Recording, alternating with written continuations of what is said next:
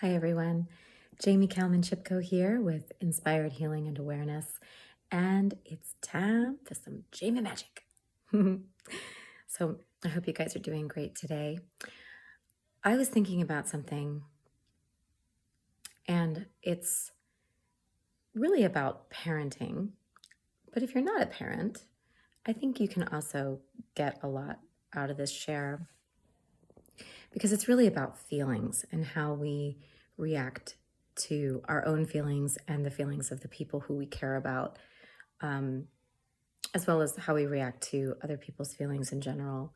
And for me, the lesson is coming through the lens of, being a mother to a young child.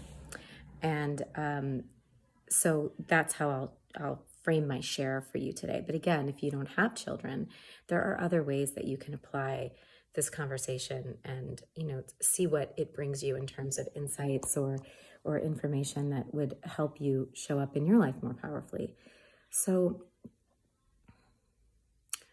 I've been an empowerment specialist doing coaching and emotional healing it's been now about 13 years professionally.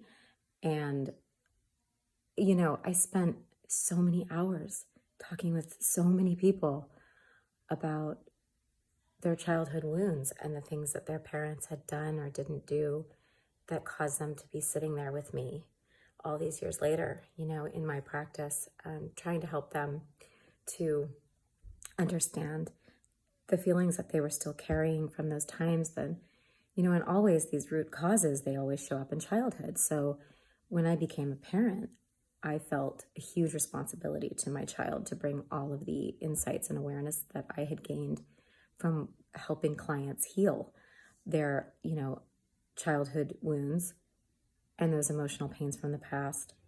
I wanted to try to, catch those sort of traumas in the making if I could. And I'll share with you honestly what that did for me as a parent was put an enormous amount of pressure on myself to be like a perfect parent.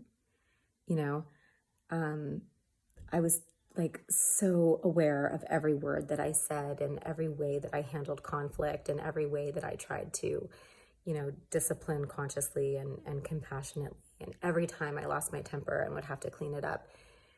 Now, my insights as a practitioner really came in handy in a lot of ways because I was able to apply a lot of the concepts in real time. But like I shared a few minutes ago, it also put a lot of pressure on me to be this like perfect parent who never screwed up, who never traumatizes my child. And, the problem is you can only do the best you can because even if you do your very, very best, even if you are the most perfect parent in the world, you don't know what your child's soul contract is. You don't know what their, life purpose is or the challenges that their life path need to offer them to help cultivate them into the person they're here to be. We don't know all of that for them. We might have built their bodies physically, but we don't own their soul and we don't navigate their spirit, in terms of where it needs to go in this lifetime. And so I found a lot of like accidental arrogance in my parenting in a way because I wanted to give her all these tools and give her all these like golden nuggets that took me my whole lifetime to learn, and I just wanted to like empower her with them right out of the gate. And I started to realize that what I was actually modeling for her was perfection. And that is not a worthy goal, right? You've heard me say we can strive for excellence, but perfection is not a goal. It's an illusion. So now what I have learned to do is, if I don't listen to her when she needs me to because I'm like busy or stressed, or if I overreact to something, or if I snap at her, all the things that we might do as parents because we're human. If I miss an opportunity to connect with her, or I don't like the way I used my tone of voice or the words that I chose to use to express what I wanted her to do or not do, I don't hang myself up on some cross, like, oh my gosh, I can't go on. I'm a terrible parent. I'm horrible. Instead, what I do is I immediately take that as an opportunity to forgive myself. Immediately forgive yourself, because you're human, you're learning, and actually your child benefits from when you make mistakes. You know why?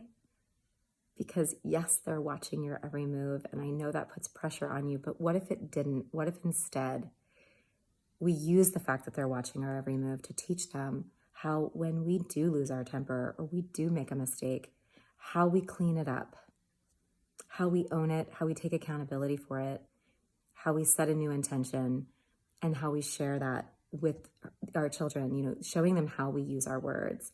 So I've started to do that because, I started to do it a few years ago, and it was huge. And I'll tell you what's so awesome about it is that when you start to see them doing it to you, like my daughter like lost her shit on me the other day about something. She's been really emotional lately, and she got really mad at me and she snapped at me, and I looked at her and I said, I'm not willing for you to yell at me. You know, I'm not okay with that. Please take a deep breath, relax, try that again, okay? And she did, and she said, Mommy, I'm sorry that I yelled. It's just that I'm feeling really, you know, like nobody's listening to me. And it makes me feel really mad. And sometimes I shout because I feel like no one can hear me. So, and I told her, I said, now see, I can hear that. I can hear your words when you tell me calmly. I can't hear it when you're shouting at me. I'm so glad that you were able to like calm down, get your words and share them with me, because now I can help you. You know, and then I just said, I'm sorry that you feel like no one's listening to you. I feel like I'm listening to you all the time. Can you help me listen better by telling me, like, when am I not listening, or what is it that you want me to hear that you feel like I'm not hearing, right? So, sorry, I have an itch. I'm not used to wearing makeup. It's like my face is rejecting it. But, you know, she learned that from me, because what I started doing with her a couple of years ago was, if I would snap at her, I would stop and I would take a breath and I would say out loud to her so she could see how I do this. I would go, okay, I forgive myself. I lost my temper, and it's because I'm tired, and it's because I really, really want to do a good job as a parent, and I feel like I'm not right in this moment. You know, I'm running late and I feel guilty about that. And I snapped at you because I am feeling a lot of pressure myself, and it has nothing to do with you. I love you. You're a great kid. And I apologize for using that tone of voice with you and snapping at you, because it has nothing to do with you. It's my own thing. And I forgive myself for that. I don't need to be perfect. Everything is fine. We'll get there when we get there, and it's all going to be okay.